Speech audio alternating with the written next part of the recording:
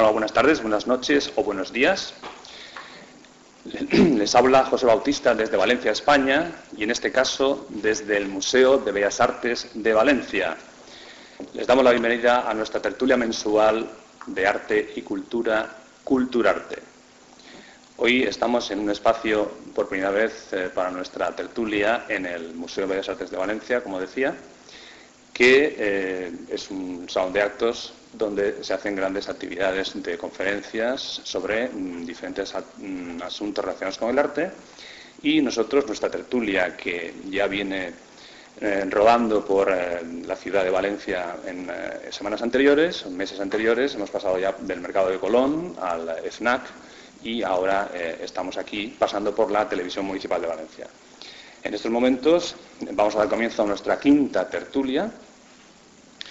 Y ya que estamos justamente en este museo, rodeados de las maravillosas obras del Greco, pues vamos a aprovechar para comentar un poco lo que nos ha parecido esta especial exposición que se ha hecho y que está haciéndose todavía hasta el día 15 en Valencia, desde diferentes puntos de vista y con diferentes opiniones, y para eso tenemos a diferentes expertos y especialistas.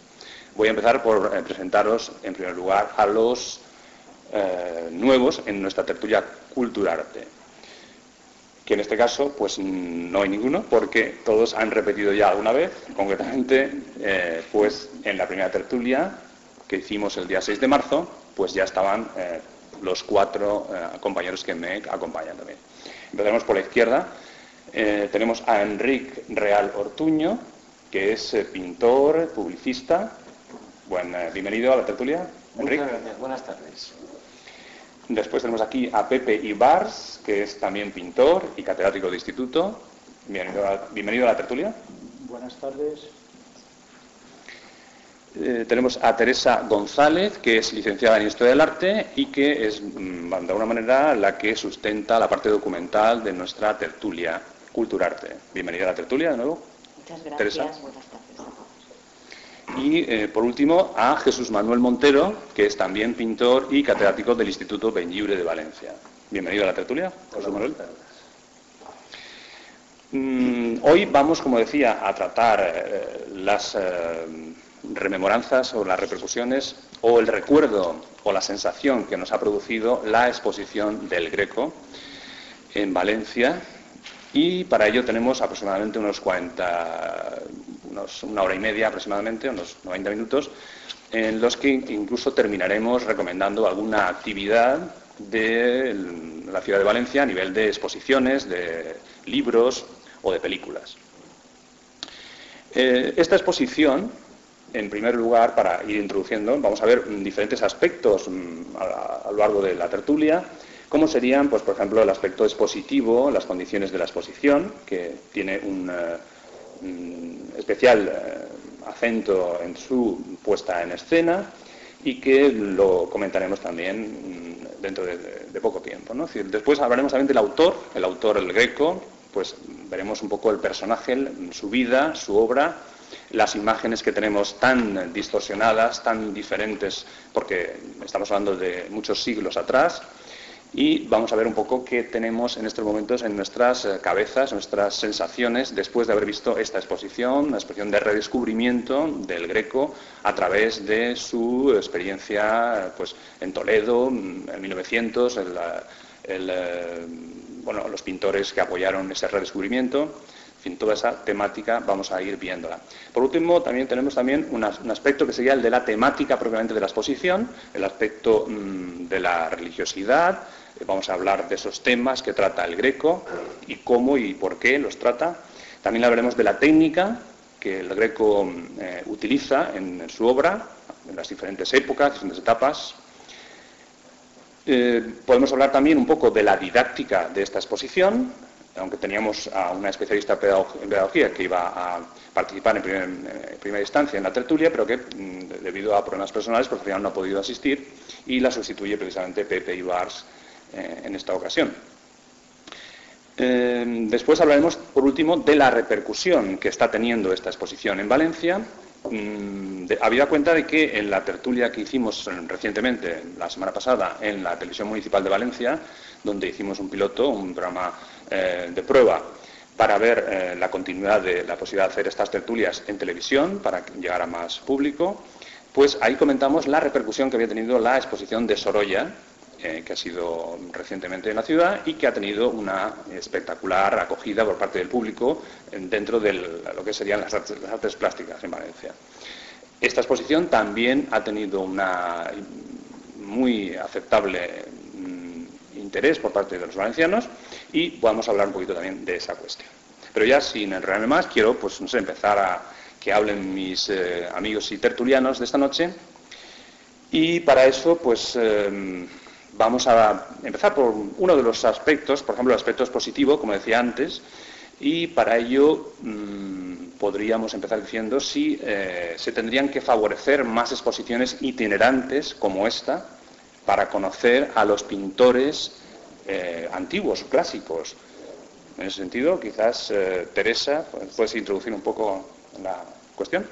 Yo creo que la función fundamental de los museos es su carácter social y, por lo tanto, este tipo de exposiciones itinerantes favorece que personas que no pueden desplazarse a los lugares, donde están las obras, puedan contemplarlas y formarse un juicio de valor sobre la exposición en cuestión. O sea, que permite que todo el público sea conocedor de este tipo de obras. O sea, que me parece que hay que favorecer muchísimo las exposiciones itinerantes para que lleguen a cuanto más gente mejor, claro, evidentemente. Jesús Manuel, ¿quieres decir algo? Bueno, esta exposición desde su didáctica pues es muy interesante, sobre todo por su tamaño. Porque quizás nos está acostumbrando últimamente a grandes exposiciones monográficas, que es interesante también desde otro punto de vista, pero una exposición del Greco con 300 obras es inabarcable desde el punto de vista psicológico del espectador. En cambio, una exposición con cerca de una treintena de obras como es esta, pues tiene el tamaño ideal. Ese es un aspecto que a mí me ha interesado muchísimo, porque las veces que he venido a verla, que han sido varias, pues me he encontrado con eso, que salía satisfecho, ¿no? Las obras te dejaban espacio, pues tiempo suficiente para verlas, para poder saborearlas. Entonces, pues es un aspecto muy interesante que a veces se olvida en las exposiciones, a veces se quiere abarcar muchos aspectos de un mismo pintor, mucha obra, porque hay un afán erudito, ¿no?, en querer mostrar el máximo de un autor, que digo que desde otro punto de vista es también interesante, pero ese tipo de exposiciones deberían de favorecerse más pintores de otras épocas o de principios del siglo XX, por ejemplo, que pudiésemos ver unas obras de un tiempo, de un momento suyo o de un aspecto concreto determinado. Pepe, ¿quieres decir algo? Sí, bueno, yo pondría el acento en esta exposición más en cómo el montaje que lleva la misma, ¿no? Yo hace muy poco tiempo estuve en Toledo y estuve precisamente viendo, si no todos los cuadros que hay expuestos, bastantes, ¿no? Sobre todo esa colección de Apóstoles, pues los estuve viendo y la verdad es que me llamaron la atención, pero me llamaron la atención y pasé bastante de largo. Había estado viendo el entierro del Conde Orgaz, que me sorprendió, me gustó mucho. Vi esta exposición de Apóstoles, me decepcionaron. Y luego, cuando estuve en la catedral y vi algunos grecos allí en la sacristía de la catedral, volví otra vez a reencontrarme con el Greco y a darme cuenta de lo magnífico y lo maravilloso que es como pintor, ¿no? Pero curiosamente, cuando vino la exposición aquí, pues mi primera reacción fue, bueno, pues yo tampoco me entusiasmaron demasiado, pues ya la veré, ¿no? Eso que tienes que ir a verla, pero ya la veré. Y cuando vine y la vi, me quedé asombrado. No era lo mismo que yo había visto en Toledo, ni de lejos. Aquí se apreciaban absolutamente todos los matices de esos cuadros que allí se perdían totalmente. Y todo gracias a esa iluminación y a cómo ha sido comisariada la obra, ¿no? Cómo se han colocado, cómo están los fondos sobre los que están los cuadros, etc. La verdad es que me sorprendió y me gustó. Enrique. Bueno, más o menos coincido con él, porque yo también estuve en Toledo viendo las obras de allí de Toledo, y aquí verdaderamente también me ha impresionado y digo lo mismo que él, ¿no? O sea, ¿Estás impresionado con respecto a... Sí. ¿Ha mejorado la exposición de Valencia con respecto a Toledo? Ha mejorado y muchísimo. Y luego, vamos, los cuadros que hay aquí también están muy bien restaurados, la iluminación está muy bien situada y no los he encontrado tan fuertes y tan agresivos como los que vi en Toledo. Muy interesante. Yo creo sí, que esta exposición, en ella Ana Carmen Lavín, que es la comisaria de la exposición, ha aunado de manera magistral historia con modernidad. Entonces ves perfectamente un Greco moderno, actual, revitalizado, vivo, y eso es una de las fases más interesantes de esta exposición. Historia con modernidad. O sea que ha traído un Greco que lo ha actualizado, lo ha modernizado, lo ha hecho presente, ¿no? Que lo ha hecho moderno, un Greco que nos parecía algo realmente pues de iglesia, algo muy lejano, nos venía el Greco, y sin embargo en estos momentos pues estamos haciendo una tertulia sobre el Greco, nosotros precisamente, que hemos hecho tertulia pues sobre el cine en la pintura recientemente, o sobre la cultura en los medios de comunicación social.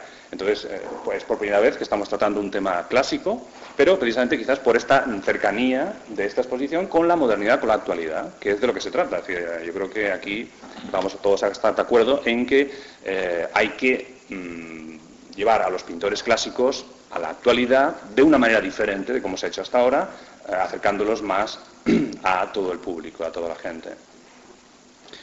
¿Quieres decir algo? Dime. No. Bien. Pues continuando un poco en esta misma tesitura de los aspectos expositivos, por ejemplo, podemos comentar si esta exposición, que es un poco lo que estamos diciendo, ayudará a los jóvenes, a las jóvenes generaciones, a ver al Greco de otra manera. ¿Dime, Enrique? Sí, yo creo que sí, porque te paras a pensar en el año 1600, 1580 y tal, 1600, es muy difícil, con una mentalidad que tenemos ahora, ponerte a pensar como en el año 1600, ¿no? Si llegas un poquito, vamos, te asustas de ver lo agresivo que es con el color, porque la utilización de esos colores son irreales muchas veces, no van acorde con lo que se conocía, porque si él cuando viene aquí a España y le encarga, creo que fue Felipe II, un cuadro, Felipe II se asustó y ya no le volvió a encargar ninguno, se lo pagó y tal, y sin embargo encontró un eco en Toledo, donde en Toledo pues la iglesia, si desmenuzamos un poquito más todos estos cuadros, vamos, yo como lo veo yo, es esa agresividad, es con el color, esa deformación, esa espiritualidad de que todos los cuerpos se van hacia arriba, como dejando lo terrenal, haciéndolo lo terrenal irreal. Y cuando empiezan con él a pintar esos cuadros en el que está la parte terrenal y la parte celestial adquiere otro color, adquiere otra, y sin embargo, claro, ahí detrás está todo, porque él era un hombre con un carácter muy fuerte, muy vividor, muy gastador, muy inteligente, había pasado por muchísimas escuelas, y aquí se encuentra muy arropado porque viene a través de la Iglesia, viene aquí a España, y se encuentra muy arropado por la Iglesia y tal. Y esa espiritualidad, porque procede de familia católica también, con el catolicismo que había entonces aquí en España, y tal, la Inquisición, sí, él se vuelve muy atrevido, y empieza a desmarcarse de todos los cánones y de todas las cosas. Claro, que pensado, dices, 1600, que atrevido, que apoyado estaba, ¿eh? Eso lo ve, ahora lo vemos nosotros, lo ve en nuestra juventud, y es que es actual. Quizás lo que le pudo pasar a este hombre es que alguien tuviese la feliz idea que tuvieron de decirle que pintaba así porque tenía un defecto en la vista. Porque es que ese me parece que el que tenía el defecto en la vista era él. Pepe. Bueno, yo, a mí hay una cosa que me parece muy interesante del Greco, ¿no? Primero que es un hombre que parece ser que nace en Malta, y que lo que él está acostumbrado al tipo de pintura que él está acostumbrado es un poco a la pintura bizantina, o sea, son unos esquemas muy duros, muy los iconos, ¿no? Los iconos, sí, es una pintura que luego cuando viaja a Venecia pues no la ve por ninguna parte, ¿no? Entonces parece ser que él tiene contacto, se mete en el taller de Tiziano, está pintando con Tiziano. De Tiziano debió aprender bastantes cosas, pero sobre todo de Tintoretto. Tintoretto era un pintor que estaba como, no sé, pues que la crítica lo tenía como que no le gustaba demasiado, ¿no? De hecho, Vasari, que es el crítico de la época, lo tacha de que pinta mal, que si hubiera pintado como según los cánones, hubiera hecho cosas muy interesantes y muy buenas.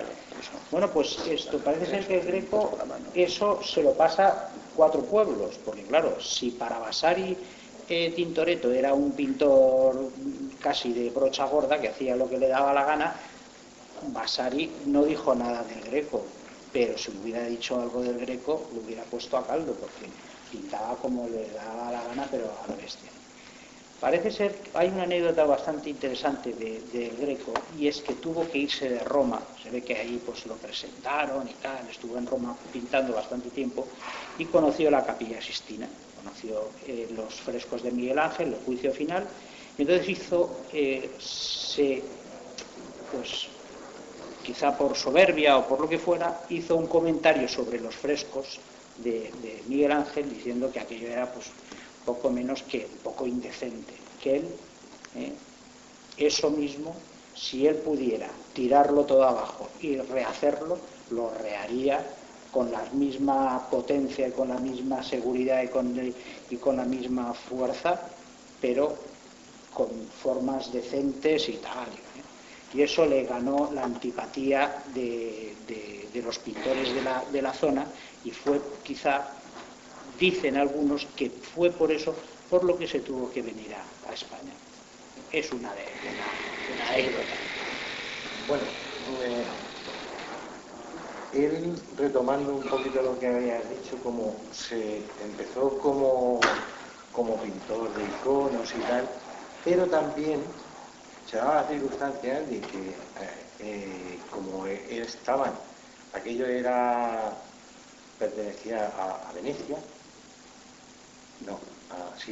pertenecía a Venecia, allí se pintaba también a la italiana, y luego a la creta, estilo cretense, había muchos estilos.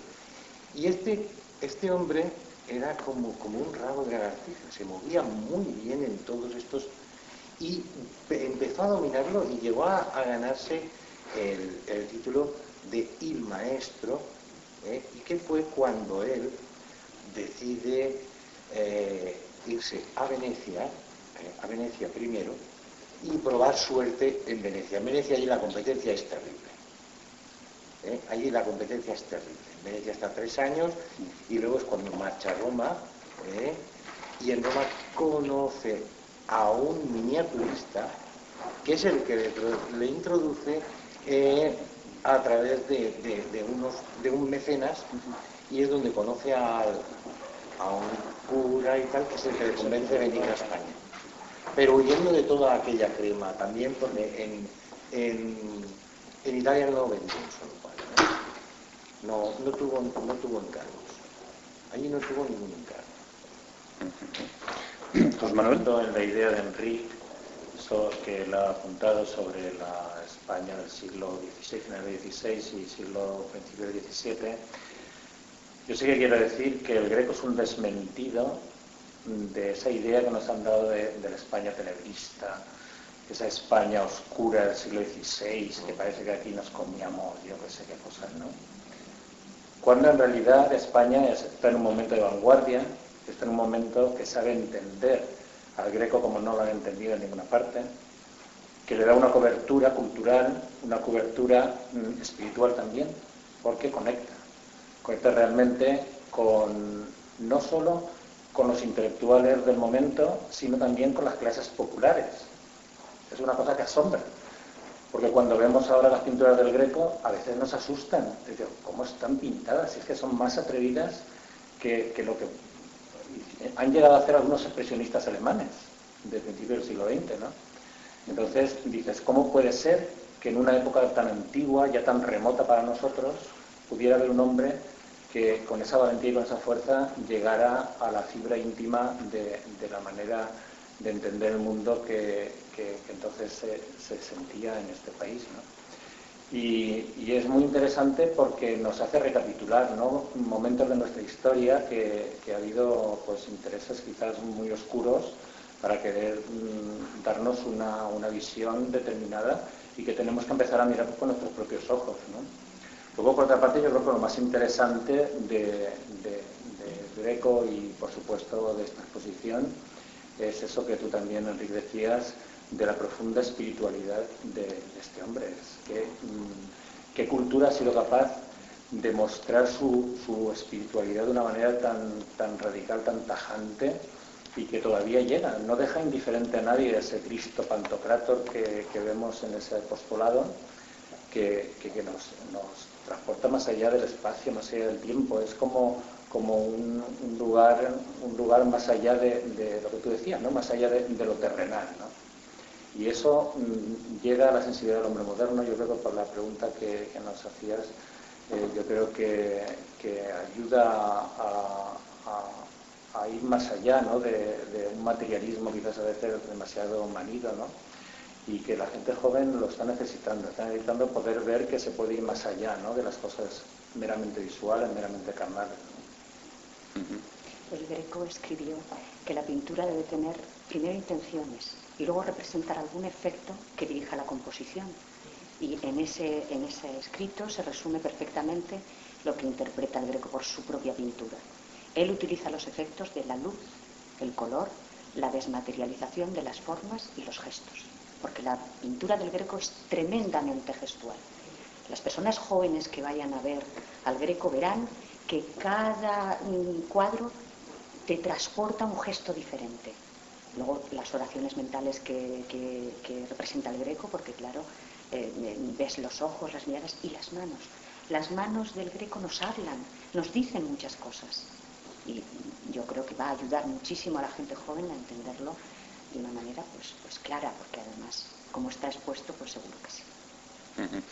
O sea que en ese sentido, la pregunta final sobre este aspecto de la exposición sería si se debe apostar por estos conceptos novedosos a nivel de exposición de cara a exponer a pintores clásicos. O sea, ¿estáis de acuerdo en que efectivamente los pintores clásicos funcionan mejor con criterios modernos, criterios novedosos para esa exposición, ¿no? Sí, por supuesto. Bien, pues pasando ya al aspecto del autor, al punto del autor que antes comentabas, Enrique, con su aspecto de vida pues, un poco intensa, etcétera, vamos a fijarnos en el personaje para intentar llegar un poco más profundamente, a ver qué idea tenemos de lo que sabemos hasta ahora del Greco, hay diferentes versiones, naturalmente hace muchos siglos, entonces la distorsión, las leyendas se confunden y es difícil a veces tener unos conceptos claros con respecto a quién fue el autor, ¿no? Quizás, Teresa, puedes hacer una síntesis rápida un poco del personaje. Bueno, ya hemos dicho que nació en Italia, en Malta. El personaje hay que enclavarlo en un contexto histórico que es el manierismo y la contrarreforma. La contrarreforma explica perfectamente las imágenes religiosas que hace el Greco. La contrarreforma dicta que las imágenes tienen que tener un mensaje claro hacia el espectador. Y el Greco nos pone un mensaje siempre muy claro hacia el espectador. De hecho, en esta exposición que tenemos el gusto de tener aquí al lado, los apóstoles todos llevan su símbolo para que se sepa quién es cada cual. O sea que y luego la gestualidad, la luz tan característica del Greco y que históricamente se nos había dicho que era un pintor un poco oscuro, tenebrista, un poco, pues para nada, es un pintor luminoso que sus imágenes las insufla con llamaradas de luz y nosotros nos dirigimos a esa luz que el Greco nos proyecta y sobre todo la gestualidad de sus manos. La obra del entierro del conde Orgaz, que tiene aquí también una magnífica fotografía de Mariano Moreno, representa perfectamente toda la gestualidad, porque era un contador de historias.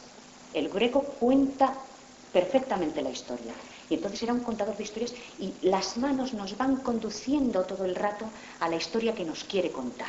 El hecho milagroso del siglo XIV que él pone en su tiempo y tal. Es impresionante las sensaciones que puede producir la obra del Greco por el color, por la desmaterialización cuando quiere de las formas, porque no nos olvidemos que el Greco tiene muchísimos registros, muchos registros, no solo pintó obra religiosa, pintó encargos de retratos, el caballero de la mano en el pecho es el prototipo que hará para sus retratos, fondo neutro y la expresión la centra en la cara y en la mirada. Para él las miradas y las manos y el cuerpo y la luz son imprescindibles. Y yo creo que aquí, pues eso, la contrarreforma, el manierismo, la estilización de sus figuras, nada de deformación visual ni de nada. Él pintaba de una manera muy peculiar porque quería hacerlo así.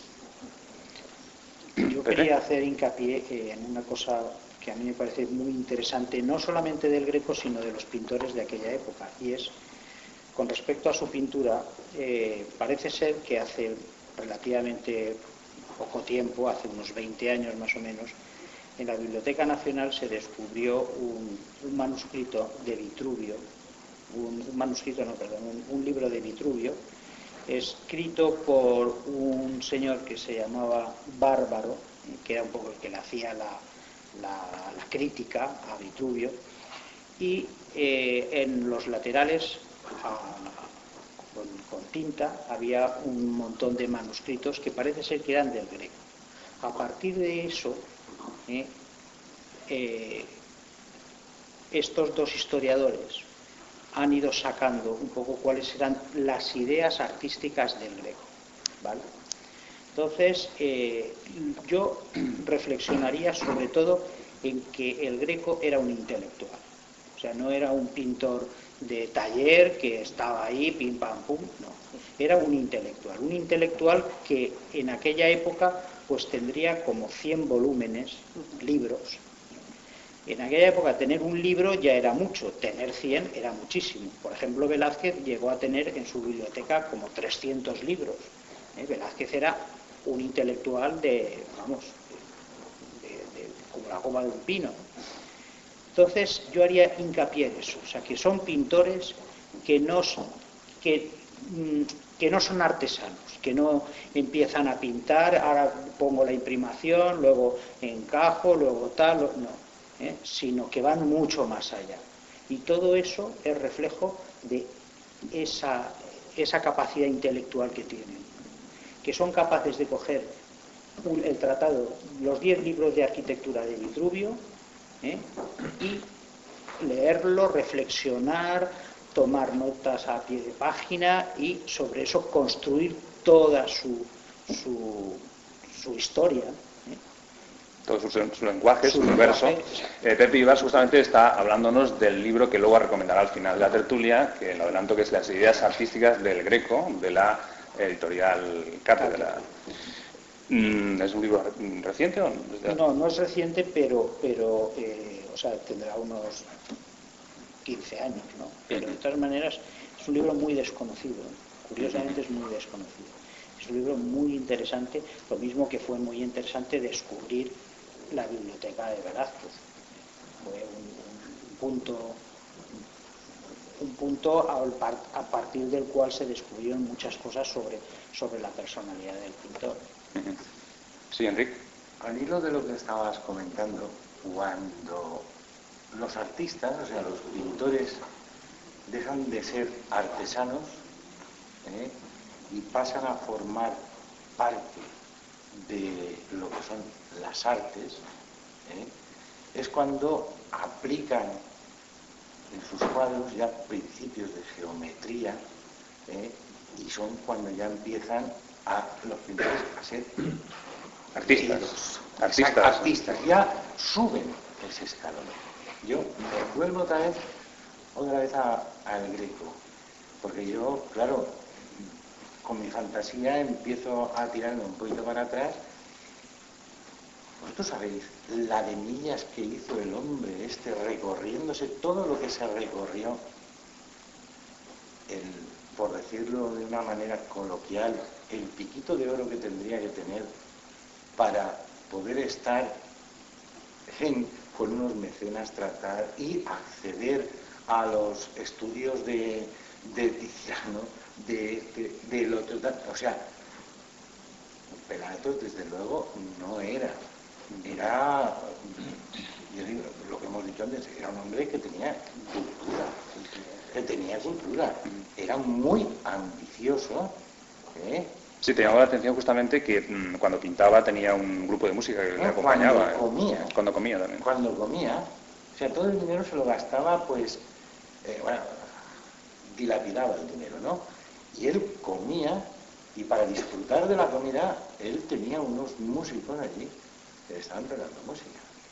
Alguien dice que también incluso cuando pintaba, eso ya molestaría un poquito más, ¿no? Pero comiendo tiene que ser muy agradable. Y claro, querer mantener esto tenía que tener mucha imaginación, tenía que tener mucha valentía, tenía que estar muy seguro de sí mismo en todos los aspectos.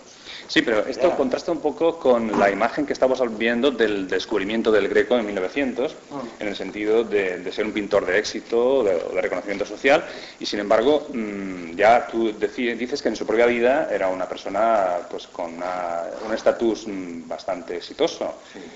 No sé, yo hay conceptos ahí que tengo un poco confusos. No sé si, a ver, Jesús, ¿puedes aclarar un poco?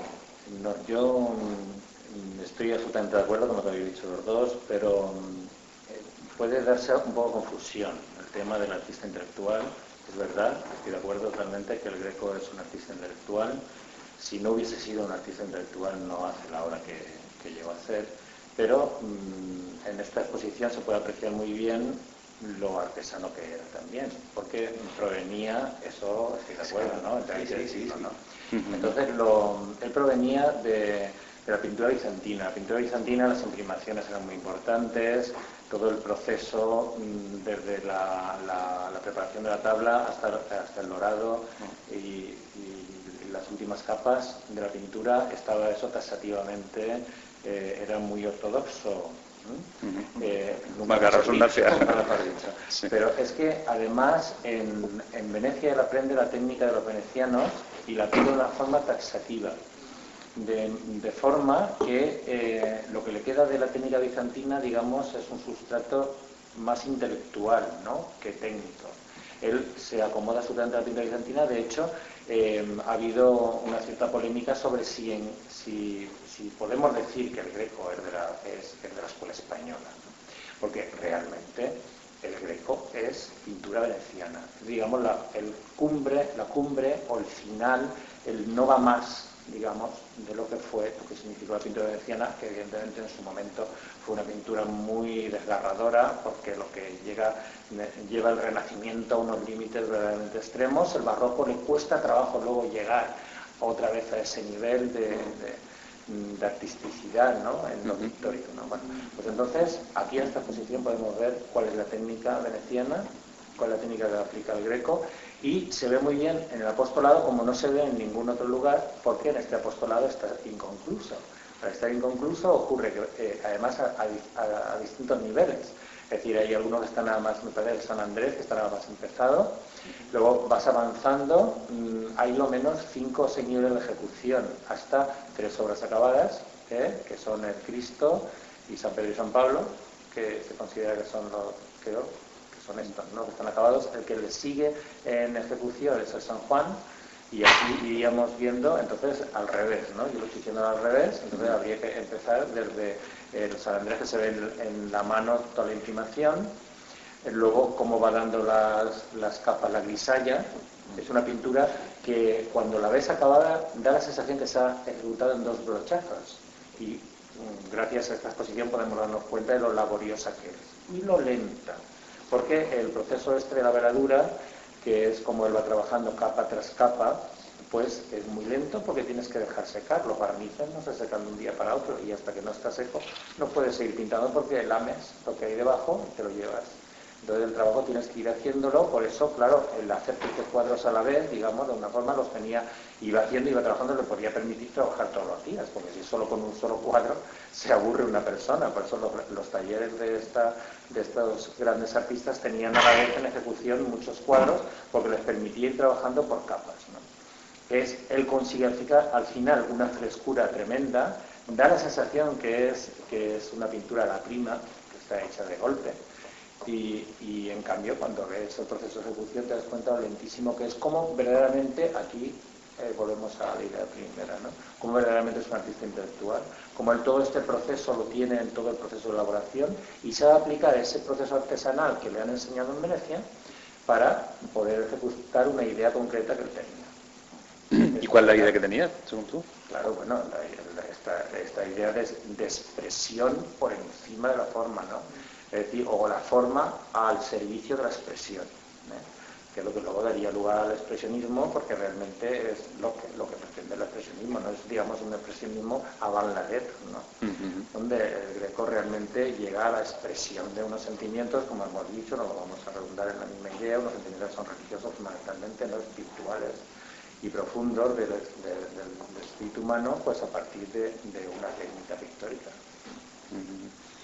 Ahora, andando con la paradoja que se produce, que has comentado tú antes, que cómo puede ser que un pintor que en su tiempo fue tan valorado, fue valorado por algunas clases de cierta cultura o de mucha cultura toledana, incluso un amigo suyo lo calificaba como pintor extraño, entendiendo ese calificativo de extraño como diferente, y lo que hoy entenderíamos como genial. No era en ningún momento peyorativo lo del pintor extraño que decía su amigo al que pintó. Es cierto que hubo otra parte de la cultura toledana que no entendió bien la pintura del Greco.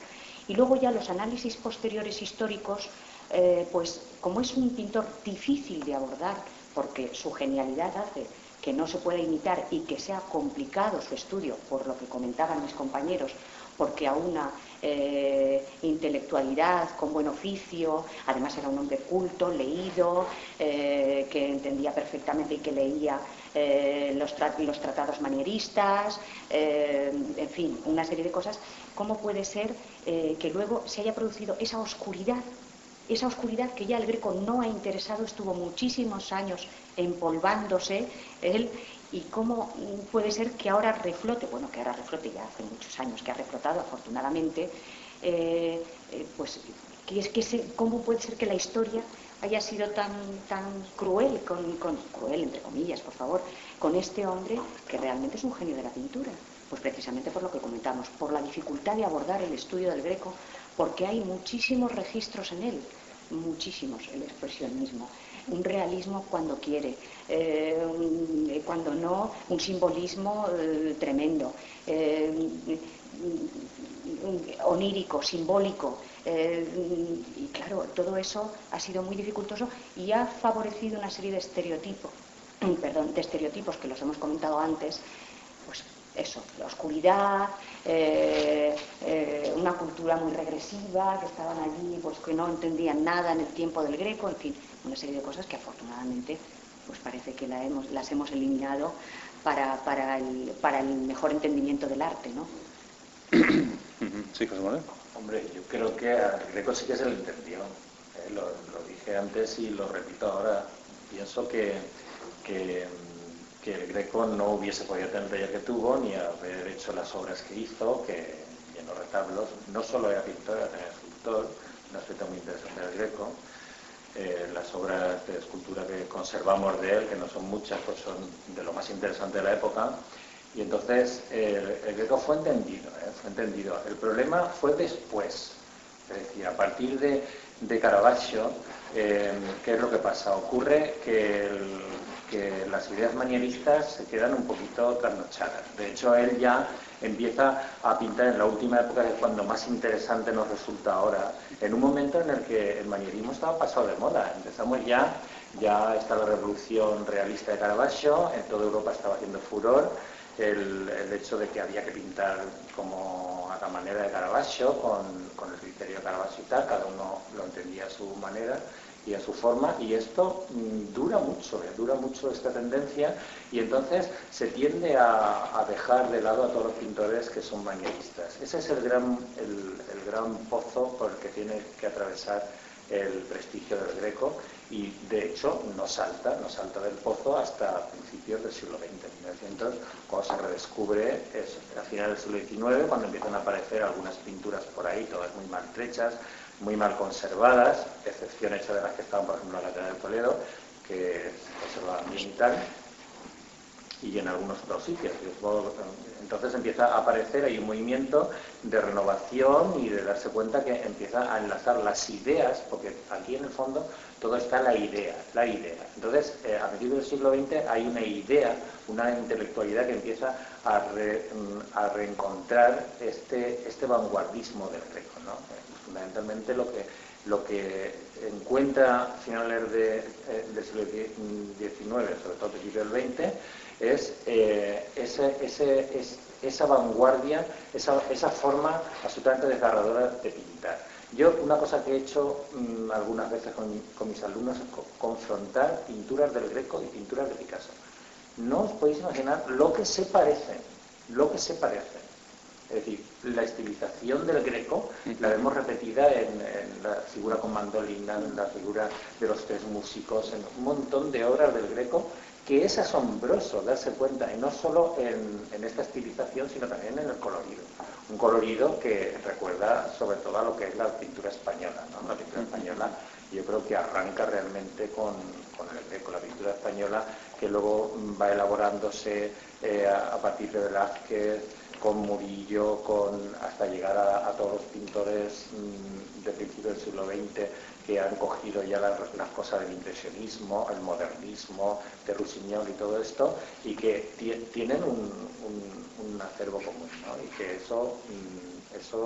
ese es el gran pozo que tiene que pasar el Greco, es el desprestigio de las ideas manieristas. Yo quiero matizar, perdón, que no es que no se entendiera, ya he dicho que es que una parte lo entendió muy bien, porque efectivamente tuvo un taller y tuvo muchísimos encargos, pero otra parte no lo entendió muy bien, porque en ese momento puntual el Greco fue estimado y criticado en ambas medidas, Y Felipe II no lo entendió, que es lo que comentábamos antes. Paradójicamente, Felipe II le encargó obra, alguna no la entendió y no la quiso, y curiosamente Felipe II tenía obras del Bosco, pintor súper especial también, pues no se acabaron de entender muy bien, porque él parece que vino a España con la idea de trabajar en la corte de Felipe II. Y al final pues no acabó la cosa y se marchó a Toledo, donde encontró... Llevaba 10 años ya en Toledo, ¿eh? Sí, pero... Cuando lo llama Felipe II. Bueno, yo pienso otros que... estudios dicen que vino primero a Madrid, pero bueno...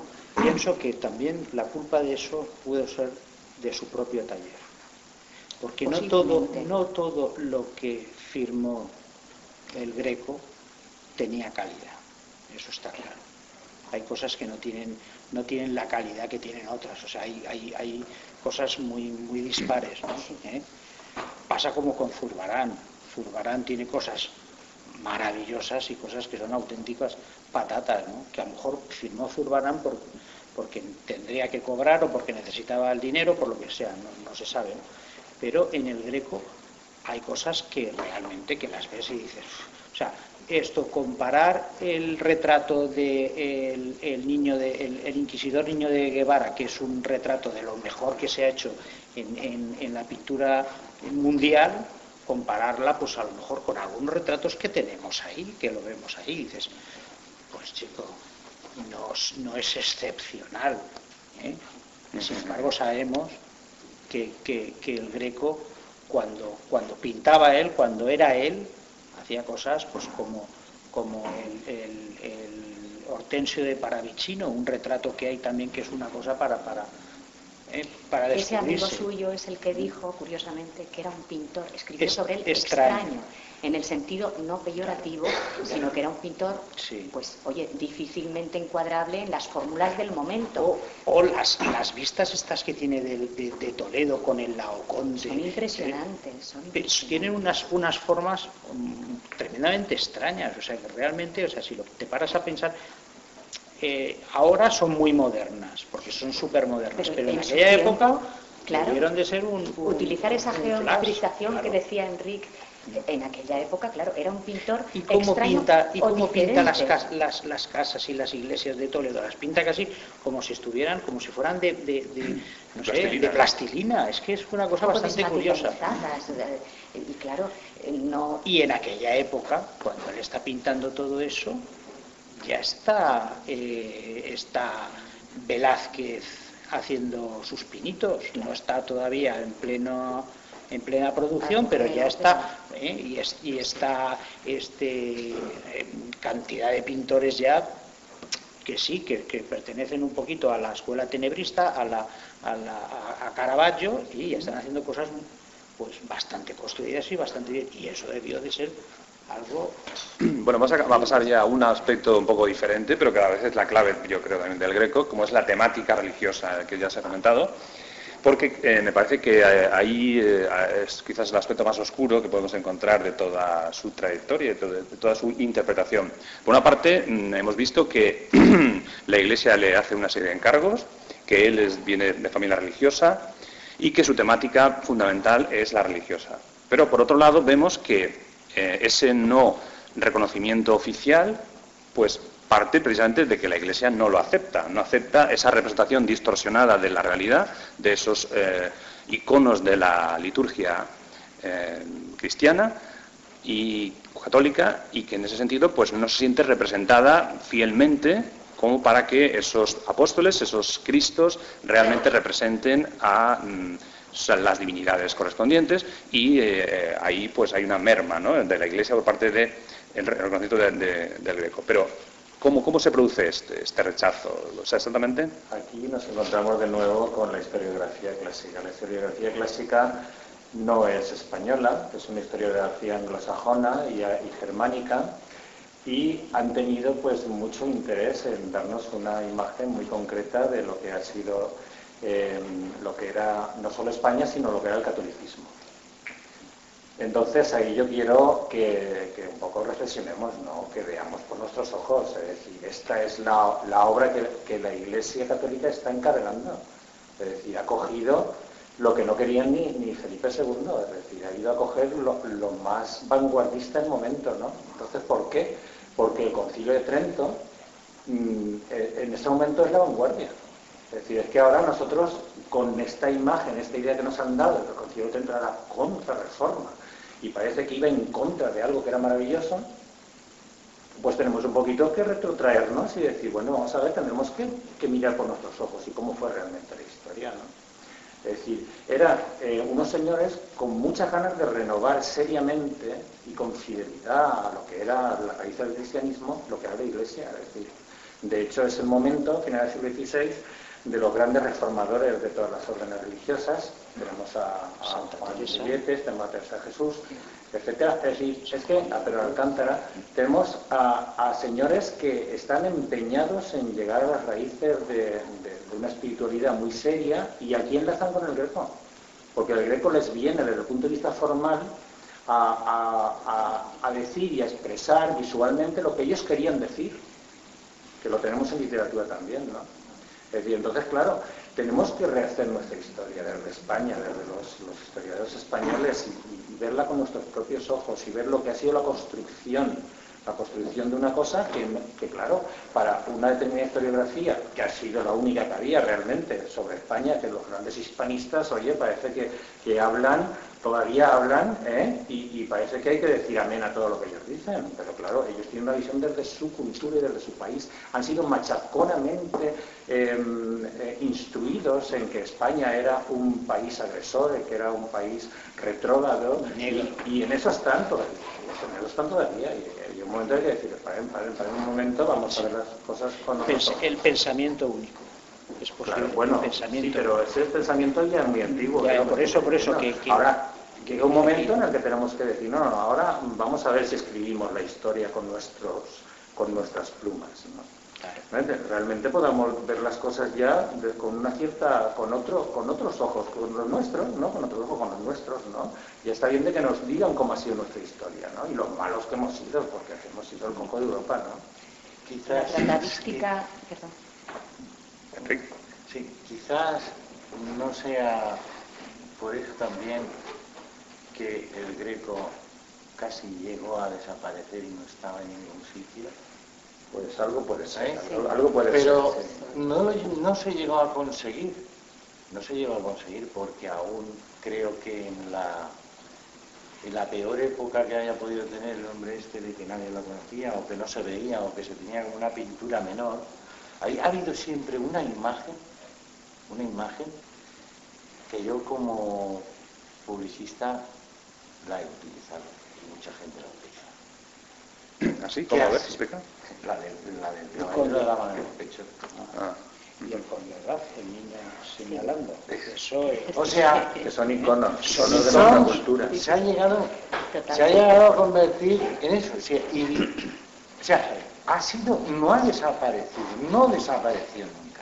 El equipo Crónica utilizó al caballero de la mano en el pecho. También. De manera magistral. Exacto. Hay uno que es menos conocido, que fue el que pintó a un clérigo, que es don Luis de Castilla, que era amigo de él. El cuadro es impresionante, porque es todo una mancha negra, pero con una cara que tiene una expresión magnífica, pero bueno, diciendo, no habrá sido por eso, porque... Sí, el tema de la iglesia, ¿no? Estábamos en ello. Y quizá por los retratos. Los retratos creo que convirtieron al Greco, o sea, que le dieron el pasaporte a la eternidad, los retratos. Sobre todo ese retrato del inquisidor Niño de Guevara, que es el retrato por el cual, seguramente en el que se inspiró Velázquez para pintar el Inocencio X. El Papa Inocencio X. Parecido, sí. ¿No? Entonces, ahí es donde puede que esté la clave. Yo no lo sé, yo estoy totalmente de acuerdo contigo con lo que estás diciendo. Esa España negra que nos han presentado con José Manuel, esa España negra que nos han presentado y tal, igual. Pero claro, efectivamente, si te pones a pensar y dices, bueno, como un tío tan vanguardista, tan brutal, tan sensual, porque la pintura es muy sensual, lo escogen para el expolio, para la catedral de no sé cuántos, para el entierro del Conde. ¿Cómo lo pueden escoger? Para pintar ese Cristo tan maravilloso que hay ahí. Pues porque tendremos que convenir que la sociedad no era lo que nos han pintado, ni tan oscura, ni tan tétrica, ni tan... Exactamente. Había los tratados manieristas decían que el poder de los sermones era comparable al color de las pinturas. Eso es totalmente moderno. El color era equiparable. ¿Qué color? A la palabra. A la palabra. Claro, fíjate, el color del Greco. Ahí está, el color. que a lo mejor la propia suciedad, el haberse oxidado la pintura, haría que llegaran esos cuadros al 898, que es cuando la generación del 98 es un poco la que recupera la figura del Greco. Entonces, esto, a lo mejor eso, al limpiarlos, es cuando hemos descubierto otra vez el color, la fuerza de la pintura, el expresionismo. Muy bien, bueno, pero entonces no sabemos todavía si realmente la Iglesia tuvo algo que ver en esta historia, ¿no? Eso tuvo mucho que ver, ¿no? Según tú. Mucho que ver. Sí, Claro, ¿Sí? claro. ¿Quieres añadir algo sobre Era esto? la gran mecenas, tenemos que era la gran mecenas del momento de la Iglesia. Y entonces, según Fuera tú, de los no apoyó reyes de la- realmente. Y además otra cosa interesante, y es que parece ser que Felipe II tampoco es que le gustara excesivamente. O sea, que ahí habían dos mecenas, que era la Iglesia y la realeza. Y la realeza, Y la realeza no lo pasó entendió, un poco, pasó y se fue a... y el Greco está ahí. O sea, que Pasamos entonces de tema, entonces, visto la cuestión del aspecto religioso. Básicamente podemos profundizar un poco en la técnica, que ya hemos comentado algo, en cuanto a su valoración del claroscuro, de su análisis de la realidad determinada, la técnica que tenía el Greco para hacer esas veladuras que hemos visto aquí en los apóstoles, toda esa manera de hacer las cosas, que como también se ha comentado, pues tiene muy diferentes etapas y muy diferentes registros, muy diferentes estilos.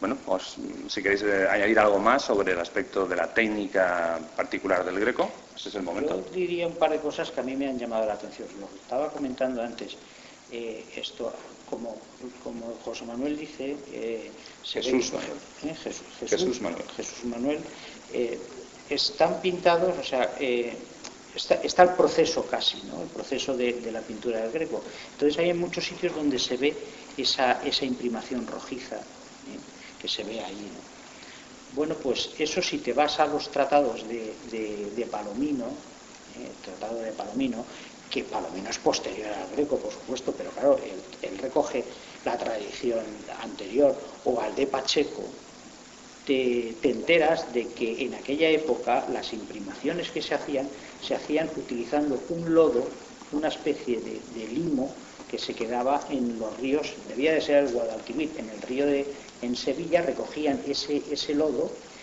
que lo utilizaban como pigmento para, mezclado con colas y con aceites y con historias, como base para las telas. Entonces ese color rojizo es el que le da las carnaciones. ¿Rojo de Siena o así? Sí, le llamaban el rojo de Sevilla. Ah, de Sevilla. Le llamaban así, ¿no? Y entonces, pues, claro, ya una vez tienes esa base rojiza, ya es mucho más fácil empezar a entonar el cuadro. Servía para entonar. Y eso lo hacía casi todos los pintores utilizaban esa técnica. De esta época, ¿no? Posiblemente fuera también viniera eso de Venecia, ¿no? Exacto, sí. Sí, pero que aquí lo hacían utilizando esa tierra, ese limo. Sí, y luego pues utilizaban una capa de ya mismo de óleo, claro, trabajado ya con un siena o con un bistre para conseguir eso mismo. Esas mismas pruebas, yo recuerdo haber hecho algo con azules. Entonces esas carnes dan unos cambios, dan un giro, pero se vuelven unas carnes más frías, más frescas, más tal. Es que si te fijas, sí, en el Museo del Prado, utilizando ese tipo de imprimación que utilizaba toda esta gente. Costosísimo, claro. En el Museo del Prado hay un par de cuadros de Goya, retratos de Goya, que tienen la imprimación a la E, ¿no? Entonces está simplemente está bosquezado ahí, o embosquejado la cara, ¿no? Sí. No sé quién es, pero lo ves perfectamente, como utilizando colores fríos sobre esa imprimación consigue los colores carne, etc. Pues entonces yo sí que no termino de entender. Porque este hombre pintaba con colores antinaturales. O sea, no hacía nunca una referencia a colores naturales de la naturaleza. O sea, ya desde el principio, si en la imprimación él empezaba a trabajar así, Luego está claro que remataba con algunas pinceladas más valientes, que quizás hayan sido las que en alguna de las obras el cuarteado se haya visto, que será en las capas más superficiales. Pero si empezaba desde un principio ya con estos colores tan antinaturales, que no hacían referencia a nada, ni al tono de la piel, ni nada, y los toques que daba, tenía la gracia de dar un toque, un poquito de un tono caliente para que esa cara no se quedase como si fuese la cara de un hepatítico, ¿no? Pero, y lo ves, la profundidad de esos ojos hundidos y tal, si ya empezaba desde el principio, así, lo tenía muy claro. Es que parece ser que él lo que quería era transmitir sensaciones y por lo tanto el modelo era más mental que modelo de la naturaleza. Ya. Y así podemos entender perfectamente su... Sí, pero lo digo porque si ya empezaba desde la imprimación...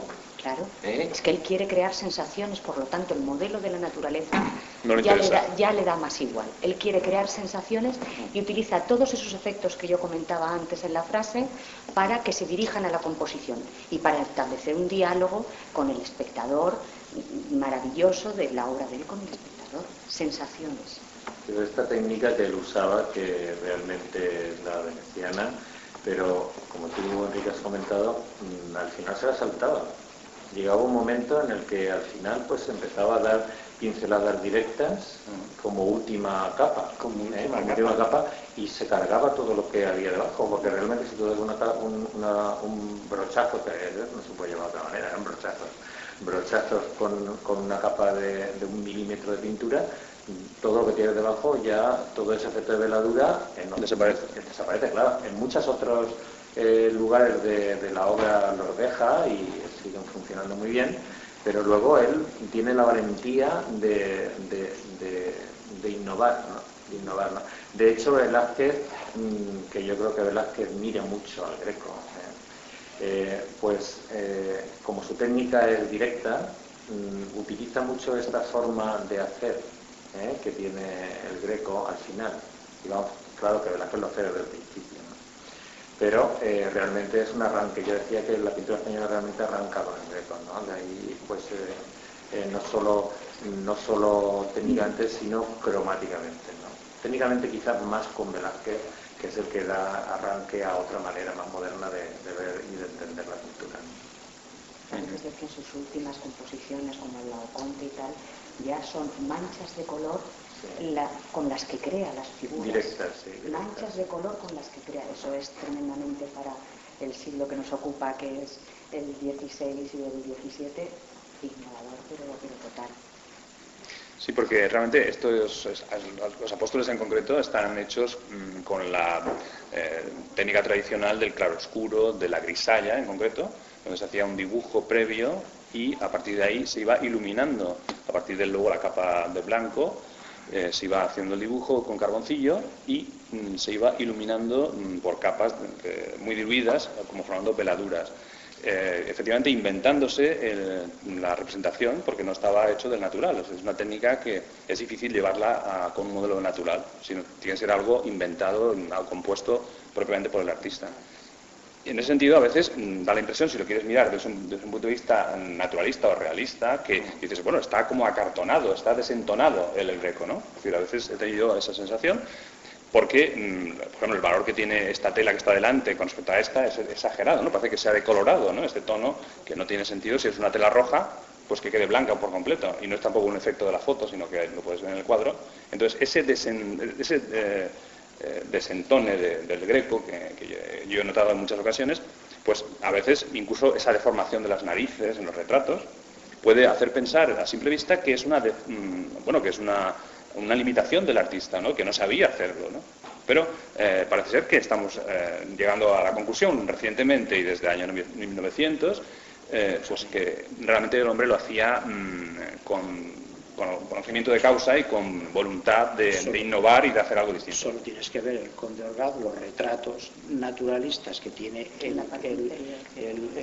cuadro, y dices, este tío sabía pintar a la manera tradicional, sabía pintar, porque sí sabía pintar. Mejor que nadie. la manera tradicional que ahora entendemos como Por manera tradicional. Entonces no era una manera tradicional, era una innovación absoluta que todos los retratos del entierro del Conde Orgaz son verdaderamente novedosos en ese momento. Solo Velázquez puede dar un pasito más adelante en las pinturas españolas y realmente son sorprendentes.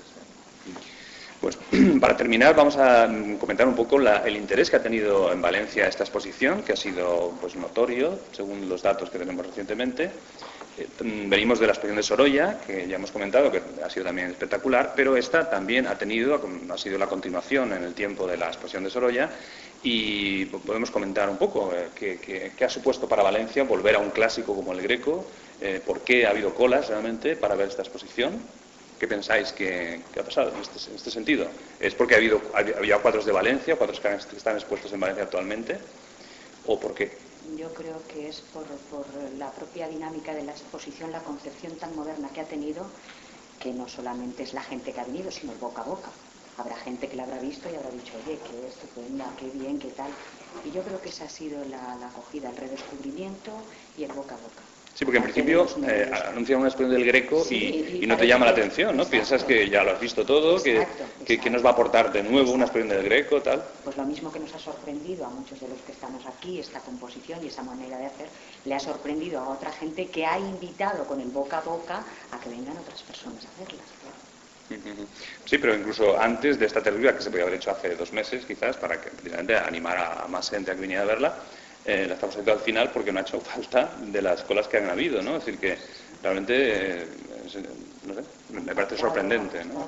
De todas maneras, también, como pasó con la de Sorolla, no es lo mismo, no hay el mismo potencial económico detrás, pero se ha vendido bastante. ¿Piensas que se ha hecho publicidad suficiente? Se ha hecho publicidad suficiente, no como Sorolla, porque claro, ya que estaba de mí lo que había detrás, ¿no? Pero, y es lo que nosotros en muchas tertulias también nos hemos preguntado, que ya hay un referente, ¿por qué no más? ¿Por qué no más? Los museos, las instituciones, todo, el Estado, lo que sea, ¿por qué no más? ¿Por qué no continuar este pequeño pasito tan importante que se ha hecho con el Greco? Es lo que están viendo ya la respuesta. Claro, ha habido una respuesta fenomenal detrás de la que hubo en Bancaja, pues porque allí aquello a bombo y platillo y tal. Pero ahora viene una respuesta, pues hay que continuar y más. Sí, a mí se me ocurre, por ejemplo, pues siguiendo esta idea positiva de confrontar las obras locales que tenemos del Greco con las que nos venían de Toledo, que es quizás uno de los aspectos que no hemos comentado, pero que quizás es lo más interesante, poder obras que ya habíamos visto, pues verlas contextualizadas, ¿no? Dentro de un autor. Pues Rivera, se me ocurre Rivera, ¿no? En Rivera tenemos poquitos Riveras en Valencia, ¿no? Pero bueno, pues podías hacerse una exposición con 30 o 40 obras de Rivera, traídas de diferentes museos, y confrontarla con esos que tenemos ahí, ¿no? ¿Cómo se ve San Sebastián de este museo? ¿Cómo se ve no sé, cualquiera de las obras que hay en el Prado de este hombre, ¿no? Ya se hizo una aquí, pero era muy pequeñita, que una exposición muy pequeña, tenía 12 obras nada más. Que estuvo también muy interesante, pero claro, me parece que quedaba un poco restringida, ¿no? La idea es, pues eso, que llegue, pues eso, de 20 a 40 obras, confrontarlas con las que aquí hemos visto, estamos acostumbrados a ver, ¿no? Hacer una cosa parecida a la que se hizo con Velázquez en el Prado, aquella que las colas eran de 10 horas. Esa ya era una gran exposición. Pues es que Valencia, porque no puede hacer eso con Rivalta. Sí. Claro. Estamos hablando de otro tipo de exposición. O con Rivalta, ¿no? También. Muy bien, bueno, pues si no queréis añadir nada más, quizás ya podemos dar por terminada en sí la tertulia de hoy.